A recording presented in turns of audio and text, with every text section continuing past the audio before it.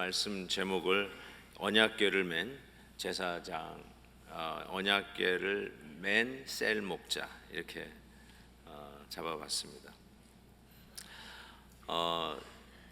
언약궤를 맨 제사장이 본문에 나오는데요, 제사장의 역할이 무엇인가 이렇게 보게 됩니다.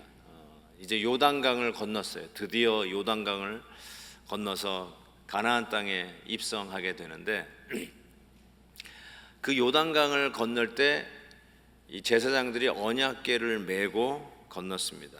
여기서 제사장의 역할이 나오는데, 그것은 앞서는 역할과 그리고 끝까지 남는 역할을 이 제사장들이 감당합니다.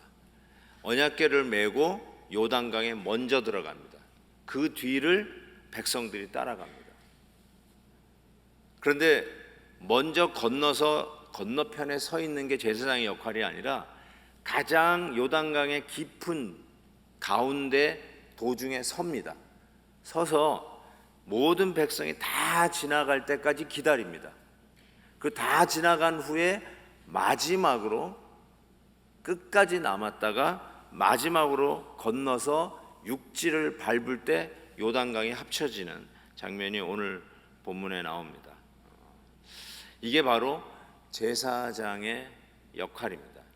제일 먼저 들어가고 끝까지 남았다가 맨 마지막에 나오는 자, 그게 바로 제사장의 역할입니다.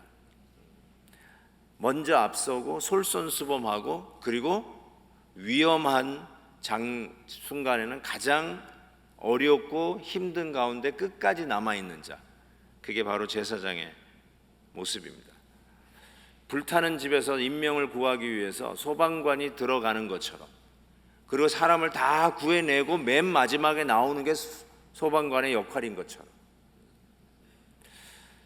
생명을 구하는 일에 가장 중요하게 쓰임받는 자들은 먼저 들어가고 끝까지 남아있는 자라고 생각합니다. 저는 우리 교회 셀 목자들이 이와 같다라고 생각합니다.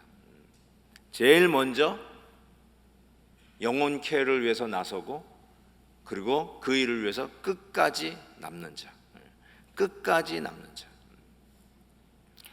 언약궤는 하나님의 임재를 상징합니다. 하나님이 우리와 함께 간다라고 하는 상징이 언약궤입니다. 그래서 요단강을 도하할 때 하나님이 우리와 함께 하신다는 것을 직접 성도들이 볼 수 있도록 언약궤를 메고 앞서가는 자들이 제사장들이었습니다. 그런 의미에서 우리 셀 목자들은 하나님의 임재와 영광을 메고 먼저 들어가는 자예요. 셀 목자들을 보면 은혜의 현장이 감지돼야 되고 하나님의 영광의 임재를 볼 수 있어야 합니다. 왜요? 언약궤를 메고 다니는 자가 셀 목자라고 생각하기 때문에 그렇습니다. 셀 식구들이 셀 목자를 보면서 여기가 내가 있어야 할 때구나. 우리 셀 목자님을 보니까 하나님이 함께 하신다는 게 눈에 보이는구나. 셀 목자의 가정을 보니까 정말 하나님이 함께 하시는 가정인데 우리도 저런 가정을 이루어 가야 되겠구나. 그런 마음과 감동이 드는 자들, 그게 셀 목자들 아니겠습니까? 요단강 가운데 이 언약궤를 맨 제사장들이 서 있었는데요, 그냥 그 순간을 가만히 생각해 보는데 얼마나 위험천만할까라는 생각을 해보게 됩니다. 먼저 들어갈 때도 갈라주실지 안 갈라주실지 모르는데 들어가는 거 아니에요. 이게 갈라놓고 들어가는 게 아니라 들어가라, 물을 첨벙첨벙 밟고 들어가라, 그런 후에 갈라주셨잖아요. 거기에도 믿음이 필요했었고, 먼저 빨리 빠져나가나 싶었더니 제일 깊은 곳에 서 있으라, 한가운데 서 있으라, 뒤에 우리 백성들이 다 건너갈 때까지 거기 버티고 있으라는 거예요. 요단강이 말라 딱 병풍같이 쳐져 있는데 뒤돌아보면 저게 언제 떨어질지 한번 생각해 보세요. 그런데 그냥 거기에 있는 거죠. 이게 제사장의 역할이었다라는 생각을 합니다. 그리고 백성들이 다 건너간 후에는 뒤따라서 빨리 건널 줄 알았는데 계속 서 있습니다. 언제까지요? 오늘 본문 보니까 올라오라라고 하는 하나님의 명령이 떨어질 때까지 거기 서 있었어요. 올라오라라는 명령을 받고 드디어 올라갑니다.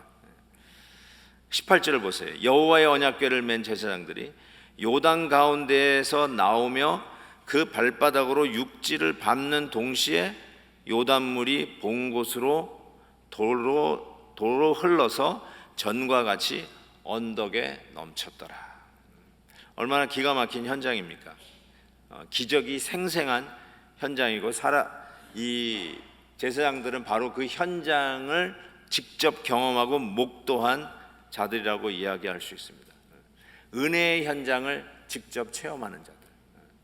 마치 물 떠온 하인들은 알더라 하면서 가나 혼인잔치에 물이 포도주 되는 그 기적을 순종하여 물 떠간 종들이 목격하고 알듯이 하나님의 말씀대로 순종하며 살아가는 셀목자들은 하나님의 임재와 영광이 어떠한 것인지를 알더라, 체험한 자들이죠. 그 자들을 우리 하나님께서 솔선수범해서 앞장서게 하시고 그리고 가장 끝까지 남아있게 하시는 모습인데, 저는 이게 셀목자들에게 주시는 하나님의 job description 같다는 생각을 해보았습니다. 길을 건넌 후에는, 요단강을 건넌 후에는 하나님께서 이 길갈에 12돌을 세우라고 이야기를 합니다. 20절을 보면 여호수아가 요단에서 가져온 그 12돌을 길갈에 세우고 이렇게 되어 있습니다. 요단에서 가져왔대요. 요단이란 말은 요단강에서 가져왔다는 소리인데, 길을 건너다가 죄송합니다. 자꾸 이게 길이라고 그러네. 강을 건너다가 요단강에서 그 돌을 가지고 왔다는 것이죠.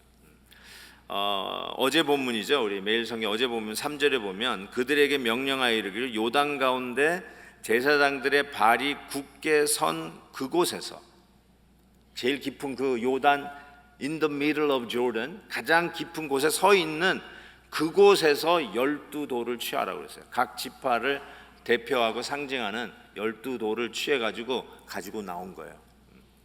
가장 깊은 것, 어쩌면 가장 위험한 곳, 그곳에 언약궤를 메고 서 있는, 굳게 서 있는, 이 말이 무슨 말인지 이해가 될 것 같아요. 발이 떨렸겠죠.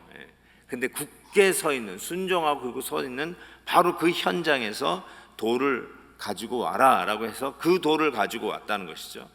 그래서 12지파대로 12돌을 가져와 길갈에다가 그 12돌을 세워놓게 됩니다. 왜 12돌을 세우라고 명령하셨을까요? 왜 하나님은 이러한 명령을 이제 요단강을 건너 가나안 7족속들을 정복하고 이제 전쟁을 앞두고 있는 이 백성들에게 왜 요단강 그 가장 깊은 곳에 언약궤를 메고 서 있었던 제사장들이 있는 곳에서 12돌을 취한 것을 길갈에 건너와서 그 12돌을 세우라고 명령하신 걸까요? 6절과 7절에 이렇게 12돌을 세우는 이유를 설명하고 있는데, 이것이 너희 중에, 이런 표현을 했어요. 표징이 되리라. 표징을 영어로 사인으로 되어 있어요. 사인이 되리라. 후일에 너희의 자손들이 물어 이르되, When your children ask you, 여러분의 자녀들이 여러분에게 물어볼 때 그 돌들이 무슨 뜻이냐 하거든 이 돌들이 이스라엘 자손에게 영원히 기념이 되리라. A memorial, 기념되기 위해서 돌을 세워놓으라고 그랬어요. 24절에 보면 이런 표현이 있어요. 맨 마지막 절이죠. 이를 하는 것은 하나님 여호와를 항상 경외하게 하려 하십니다. 이 12돌을 보면서 다음 세대, 요단강을 직접 건너보지 못했던 다음 세대들이 이게 뭐예요 아버지? 라고 하면 이 이야기를 설명해 주면서 결국 그들도 하나님을 경외하기 위해서 이렇게 이야기합니다. 저는 이거를 두 가지로 그 이유를 정리해 봤습니다. 첫 번째는 표징, 사인이라는 의미에서 구원의 감격을 기억하라라는 말씀입니다. 구원의 감격을 기억하라. 22절에 이런 말씀 있죠. 너희는 너희의 자손에게 알게 하여 이스라엘이 마른 땅을 받고 이 요단을 건넜습니다. 바로 이게 사인이에요. 이 무슨 사인이냐? 요단강을 마른 땅 밟듯이 건넜다. 요 마른 땅이라는 표현이 제가 한 번도 말씀드렸던 것 같은데 굉장히 중요한 말이에요. 마른 땅이라는 이 표현이. 왜냐하면 이전에 있었던 일을 상기시키는 단어이기 때문에 그래요. 그래서 23절에도 이런 표현을 썼어요. 우리 앞에 홍해를 말리시고 우리를 건너게 하심과 같았나니, 이렇게 얘기하고 있어요. 요단강을 마른 땅 밟고 건너게 하신 것은 홍해를 마른 땅 밟고 건너게 하신 사건을 반복하여서 상기시켰다는 사건. 홍해를 건넌 것처럼 우리가 지금 요단강을 건넌다는 사실이에요. 실은 홍해를 건넜던 이스라엘 백성들은 두 사람 빼고 다 광야에서 죽었습니다. 그 광야에서 태어난 자들이 이제 요단강을 건너가는 거죠. 계속 들었어요. 우리가 홍해를 건너왔다. 홍해를 마른 땅 밟듯이 건너왔다. 그 자녀들이 다 그 얘기 들었어요. 그런데 그 요단강을 이제 넘어 약속의 땅으로 들어가는데 우리 부모님들이 홍해를 마른 땅 같이 건넜다고 그러는데 우리가 지금 요단강을 마른 땅 밟듯이 건너고 있다는 것을 가르쳐 주고 있어요. 한국에도 뭐 홍해가 갈라지는 바다가 있다고 그러는데 이게 간만의 차인가요? 썰물 밀물 그때 이렇게 좀 갈라지는 데가 있다고 그러더라고요. 근데 틀린 것이 틀림없이 있는데 그게 뭐냐면 거기는 틀림없이 마른 땅은 아닐 거예요. 질척할 거예요. 근데 여기는 마른 땅이라고 그랬어요. 마른 땅. 저는 이게 상당히 의미 있게 와닿는다고 생각해요. 여러분, 바다를 가르는데 그냥 갈라놓고 물기가 남아있는 그 질척거리는 땅을 걸은 게 아니라요, 마른 땅을 걸었어요. 요단강도 하나님께서 가르시고 질척거리는 그 강바닥을 밟으면서 걸어 넘은 게 아니라 마른 땅을 밟고 넘었다니까요. 여러분 여쭤볼게요. 젖은 머리를 가르마 타는 게 쉽습니까? 아니면 머리를 말리는 게 더 쉽습니까? 샤워하고 나서 머리 가르마 딱 타는 거는 어렵지 않아요. 근데 이거 드라이 하는 거 시간 걸려요. 근데 하나님께서 이 바다를 가르시고 요단강을 가르시고 그걸 다 드라이 했다는 거예요. 다 말렸다는 거예요. 딱딱하게 말렸어요. 그리고 그 마른 땅을 밟고 건너셨다라고 이야기하면서 뭘 얘기해 주시냐면, 요단강은 가서 보신 분은 아시겠지만 큰 강이 아니에요. 내천이에요. 다행히 모맥을 매는 시기이기 때문에 요단강이 가장 꽉 차 있었던 시기라고 생각합니다. 그러니까 그냥 발목 차는 그 정도의 내천이 아니라 한 키를 넘기는 정도의 그 수량과 강물이 될 때가 바로 모맥을 매는 시기예요. 그때 요단강을 이 언약궤를 맨 제사장이 순종하고 첨벙첨벙 들어간 것이죠. 그리고 그 강을 갈라놓은 것이죠. 그래도 왜 마른 땅이라는 이 표현을 구태여 이 저자가 쓰느냐면, 홍해를 마른 땅 밟고 건넌 것처럼 우리가 지금 요단강도 마른 땅을 밟고 건너간다. 바로 이것을 강조하고 있어요.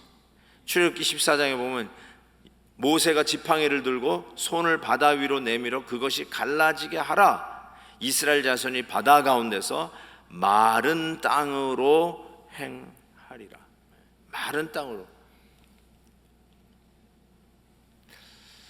요단강을 건너는 사건이 그냥 또랑 하나 건너는 사건이 아니라는 거예요. 홍해를 경험했던 여호수아와 갈렙이 생각해 보면 에게 그랬을지도 몰라요. 뭐 이 정도 가지고 야단 법석이야 그랬을지 몰라요. 근데 하나님은 관점이 달라요. 지금 에게 하는 그런 겨우 요단강 건너는 걸로 의시되는 게 아니라 지금 이게 뭔 줄 아느냐? 홍해 바다를 건넌 거하고 똑같다.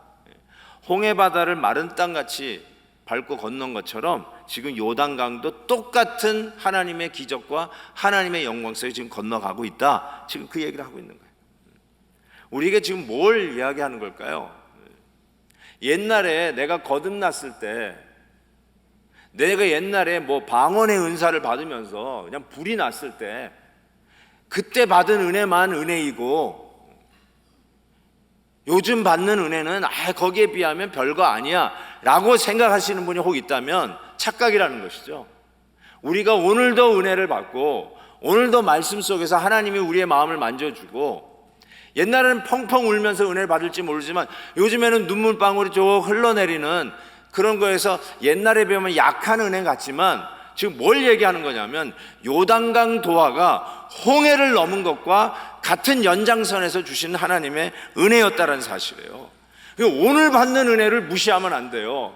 요단강 건너는 사건을 무시하면 안 돼요. 홍해 바다를 마른 땅 걷듯이 오늘도 우리가 이 받은 은혜는 홍해 바다의 은혜의 연장선에서 받는다는 걸 가르쳐 주고 있다는 것이에요. 절대로 오늘 받는 은혜를 과소평가하시면 안 돼요. 오늘도 하나님이 나를 만져주시는 그 은혜를 아무것도 아닌 양 생각하시면 안 돼요. 내가 옛날에는 은혜 많이 받았었어. 여러분, 그것이 잘못된 신앙이에요. 옛날에 받았던 은혜, 그거 홍해 바다를 갈랐던 그 엄청난 은혜가 오늘 내천 같은 요단강을 가르는 은혜와 동일하던 것이라고 이야기하고 있다는 거예요. 뭘 얘기하는 걸까요? 지금 가나안 족속하고 전쟁을 앞두고 있는 이 백성들에게 왜 하나님께서 이 언약, 이 12도를 세우라고 하시는 걸까요? 뭘 기억하라는 걸까요? 홍해 바다를 건넜던 기적을 너희 방불케 하는 요단강을 너희들이 건넌 자라는 것을 assign, 기억하라는 거예요. remember, 기억하라는 거예요. 저 가나안 족속을 두려워하는 것보다 하나님은 뭘 더 염려하시냐면 이전에 받았던 은혜를 잊어버리는 게 더 위험하고 두려운 일이라는 거예요. 앞으로 싸울 가나안 족속이 위험한 존재들이 아니라 여러분들이 하나님의 은혜를 잊어버리는 게 더 위험천만한 일이기 때문에 기억하라, remember. 그래서 12도를 세워놓고 너희들이 요단강을 건넜던 기적은 보지는 못했지만 홍해 바다를 건넜던 그 기적의 연장선이다. 하나님이 건너게 하셨다. 이거를 기억하라는 것이에요. 은혜를 잊지 마세요. 내가 옛날에 받았던 은혜를 잊지 마세요. 오늘 받았던 은혜가 별거 아니라고 생각하지 마세요. 그때 은혜가 오늘도 똑같은 강도로 똑같은 하나님의 임재로 나에게 주어진다는 사실을 기억하셔야 하는 말이에요. 이걸 잊어버리는 것이 가장 위험한 거예요. 은혜를 잊어버리는 것이 성도들에게 있어서 가장 위험천만한 일이라는 거예요. 난 옛날에 그랬었어. 과거 시대로 돌리고 오늘은 그냥 대충 노하우로 오래 교회 다녔던 통밥으로 신앙생활하는 거, 그게 가장 위험한 거예요. 방금 요단강을 건넜던 그 은혜가 홍해 바다를 건넜던 그 은혜인 것을 믿고 오늘도 그 은혜에 감격하는 그 사인, 그거 보고 살라는 것이죠. 절대로 잊지 말라는 거예요. 또 하나, 왜 12도를 세우라 하셨을까? 저는 이거를 다음 세대를 위한 신앙의 유산을 남기라는 교훈으로 봤습니다. 왜냐하면 항상 이런 말을 했어요. 21절에도 너희의 자손들이 그들의 아버지에게 묻기를 When your children ask, when your children ask, 너희의 자녀들이 물을 때. 24절에 그래서 결론적으로 너희가 너희의 하나님 여호와를 항상 경외하게 하려 하십니다. 여러분만 하나님을 경외하는 게 아니라 여러분의 자녀들도 하나님을 경외하도록. 여러분의 자녀들이 여러분에게 묻습니다. 아침 일찍 일어나 교회 가서 새벽 기도 하시는 엄마 아빠에게 아빠, 엄마 왜 이렇게 일찍 교회 가? 하고 애들이 물을 때 확실하게 얘기해 주시란 말이에요. 식사 기도할 때 왜 우리는 맨날 식사 기도하고 나서 밥을 먹어야 돼? 배고파 죽겠는데. 얘기하란 말이에요. When your children ask. 왜 우리는 남들처럼 주일에 놀러 가지 못해? 왜 우리는 꼭 교회를 가야 돼? When your children ask. 아이들이 물을 때 좀 대답 좀 해주세요.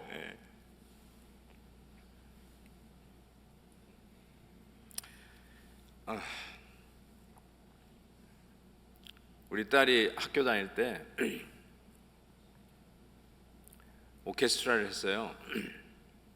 오케스트라에서 캐나다 간다고 주일을 빼야 된대요. 지금도 마음이 아파요. 그 퀘벡주에 갔는데 못 가겠습니다. 우리는 예수 믿는 삶에서 주일 예배 드려야 돼. 미안하다 딸아. 그리고 약속했어요. 다음에 꼭 퀘벡주 아빠가 직접 데려가다 줄게. 근데 아직도 못 데려갔어요. 그리고 오케스트라 그만두게 했어요. 목사 딸이요 주일날 자꾸 공연 다니는 거 힘들더라고요. 그 내가 데려다 줄 수 있는 것도 아니고.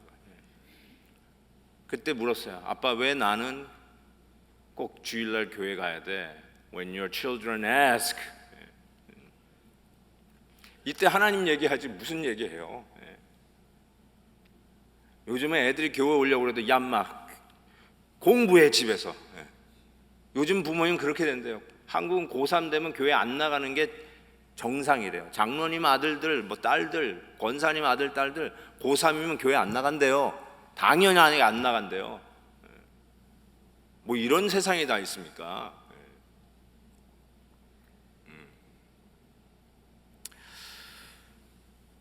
우리 애들이 부모에게 묻는 질문들이 있을 거예요. 그때 여러분 그 12돌과 같은 바로 그런 메모리얼이라고 했어요. 기념비적인 것이 아이들이 자꾸 보는 거예요. 왜 저러시지? 왜 저게 우리 집에 있지? 엄마 아버지가 교회에서 받은 뭐 감사패, 뭐 안수패 이런 것도 있어요. 엄마 아빠 저게 뭐야? 물어볼 때 분명하게 얘기하시라고요. 그게 바로 어쩌면 우리 아이들이 궁금해하는 거예요. 왜 우리 집의 가정은 남들 가족과 좀 다른 부분이 있지? 왜 옆집 사는 순이네하고는 좀 다르지? 그때 when they ask you, you should answer. 뭐예요? 결론은 뭐예요? 나뿐만 아니라 우리 다음 세대도 또 다음 세대도 여호와를 경외하게끔 하라는 거죠. 여호와를 경외하게끔 하라. 제가 그 주일학교 때 지금도 기억나는 주일학교 선생님이 계세요. 잊고 있었다가 몇 년 전에 제가 캐나다 토론토에 집회를 갔었어요. 근데 제 이름이 좀 특이하잖아요. 그래서 김한효 목사가 이제 부흥회 강사로 온다는 걸 알고 혹시나 내가 주일학교 때 가르쳤던 제자인가 해서 그 연세 드신 할머니가 되신 권사님이 오셨어요. 내가 그 권사님을 예배 후에 만났는데 그냥 엉엉 허그하고 울었다니까요. 선생님 어떻게 된 일이세요? 그러면서 선생님한테 배웠던 게 생각이 막 나는 거예요. 그때는 무슨 교실이 있습니까? 이렇게 여러분 아시잖아요. 이렇게 주일 본당에서 같이 예배 드리고 여기서 분과 공부를 이 자리에서 해요. 이 자리에서 한 두 칸씩 건너가면서 두 줄씩 이렇게 쫙 이 안에서 다 해요. 교실에 어디 있어요? 그러니까 막 분과 공부할 때는 뭐 그냥 와글와글 하죠. 얼마나 시끄러운지. 그런데도 다 그때 공부했어요. 근데 그 예배 때 그 사회 보시는 목사님이 그때 주일 헌금 하잖아요. 헌금하면 우리 교회는 그걸 잘 안 해서 여러분 익숙하지 않겠지만 어느 분이 무슨 헌금했습니다. 이걸 읽었어요. 제 모교회는. 그런데 이제 뭐 무심코 있다가 우리 담임 선생님이 감사 헌금을 했다고 하는 거를 이렇게 하시더라고요. 모 선생님 감사 헌금했습니다. 이렇게. 그래서 나중에 물었어요. 선생님 뭘 감사하셨는데요? 그랬더니 딸이 대학 합격할 것을 믿고 감사를 했대요. 그러니까 대학 아직 간 게 아니고요. 합격한 게 아니라 합격할 것을 믿고 감사를 했다는 거예요. 근데 그게 지금도 남아있어요.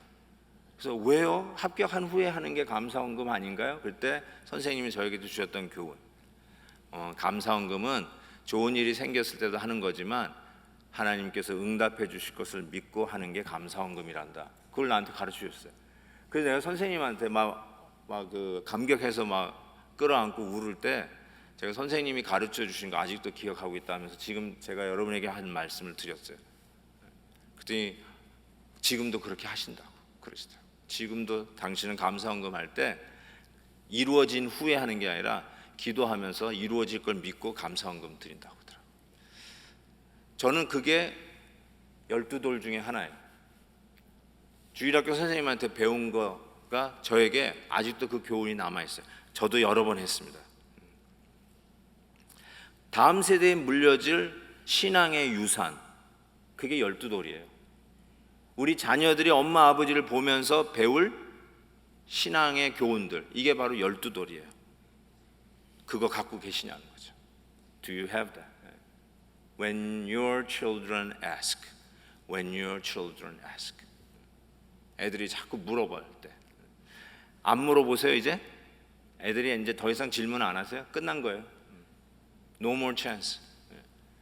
근데 아이들이 자랄 때, 사춘기 때 왜 우리 엄마 아빠는 다를까? 왜 우리 엄마 아빠는 꼭 저렇게 해야 되는가? 왜 꼭 이렇게 교회 가야 되는가? 근데 다 커버리면 지네들이 알아서 하니까 묻지도 않아요. When your children ask. 너무 중요한 일. 교회적으로는 12돌이 뭘까요? 우리 베델교회의 12돌은 뭘까? 이런 생각도 해봅니다. 신학적으로 먼저 얘기를 해볼게요. 신학적으로 고린도전서 10장에 보면 사도 바울이 이런 표현을 썼어요. 바다에서 세례를 받았다 이렇게 이야기했어요. 우리 성도들을 보고 바다에서 세례, 이거는 당연히 홍해 바다를 얘기합니다.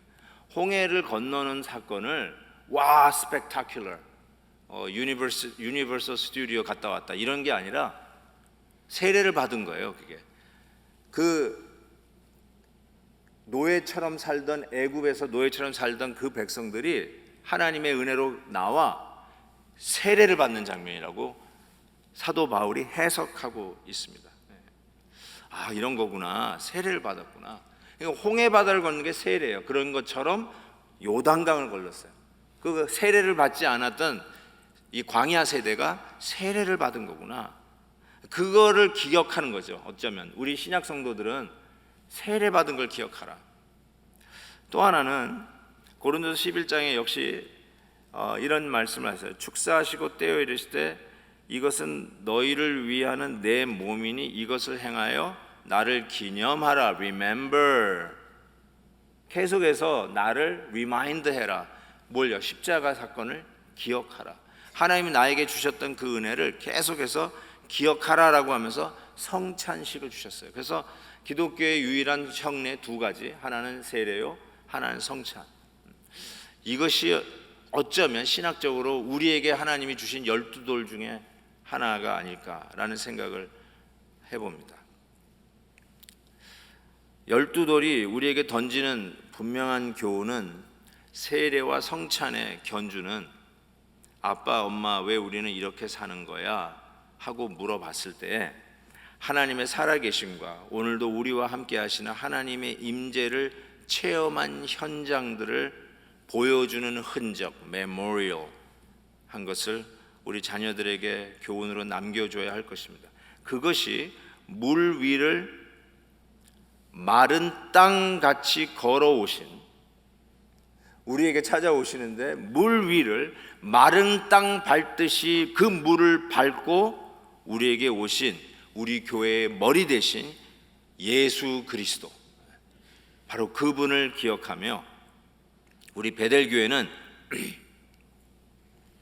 바로 그 주님을 주인으로 모시고 특별히 우리 셀 목자들이 바로 그 물 위를 마른 땅 밟듯이 우리에게 찾아 걸어오신 그 주님을 섬기는 우리 셀 목자들이 우리 교회의 12돌이 되었으면 좋겠어요. 우리 셀 목자만 보면 Jesus reminded, 우리 셀 목자들만 보면 Jesus memorial. 이 시대에 걸어다니는 작은 예수들, 그분들이 바로 셀 목자로 우리 교회의 12돌이 되었으면 좋겠어요. 우리 하나님께서 우리 셀 목자들에게 그런 은혜를 주셨으면 좋겠습니다. 이 자리를 빌려서 충성스럽게 섬기신 우리 셀 목자님들을 격려하고 박수를 보내고 싶고요. 정말 칭찬해드리고 싶고 업어드리고 싶은 마음이 굴뚝 같습니다. 10년, 15년, 때로는 20년 셀 목자를 한 번도 놓지 아니하시고 충성스럽게 섬겨주신 우리 셀 목자님들을 너무나도 소중하고, 이번에 하나님께서 주신 뜻이라고 믿고 순종하고 다시 이 셀 목자의 이 위치에서 성도들을 케어하겠다고 순종의 발걸음으로 나서주신 우리 신임 셀 목자님들도 진심으로 환영하고 격려하고 너무너무 감사한 말씀을 전합니다. 셀 목자로 섬기고 싶어도 섬기지 못할 상황이 우리에게 있을 수 있잖아요. 우리 이강인 전도사님 여기 계시지만 한 번도 셀 목자 놓지 아니하시고 충성스럽게 섬기시다가 우리 아내의 병환을 돌봐야 하기 때문에 이번에 내려놓는 모습을 보면서 하고 싶지만 어쩔 수 없는 그런 상황. 그렇게도 이런 순간까지도 충성스럽게 섬기셨던 우리 이강인 전도사님을 비시하여서 많은 우리 헌신적인 셀 목자들을 생각해 보면 그분들이 우리 교회에 주신 12돌이다. 기념비적인 우리 주님 기억나고 우리 주님이 십자가에서 하신 일이 기억나고 교회를 어떻게 사랑하시는지 자기의 피를 흘려가면서 우리를 교회를 건져내신 구원해내신 예수님이 생각나는 그런 희생적인 헌신을 한 우리 셀 목자들을 너무너무나 하나님께서는 우리 교회에 12돌로 세워주셨다라는 생각을 해보게 됩니다. 너무나 다시 한번 이 자리를 빌려서 감사함을 드리고요, 새롭게 도전하는 우리 셀 목자들을 격려합니다. 여러분도 우리 교회 12돌이 되십시오. 우리 하나님이 우리 셀 목자를 통해서 열어두신 이 은혜의 관문이 놀랍게 크고 풍성하고 그분들을 통해서 우리에게 주실 축복이 클 것을 분명히 믿습니다.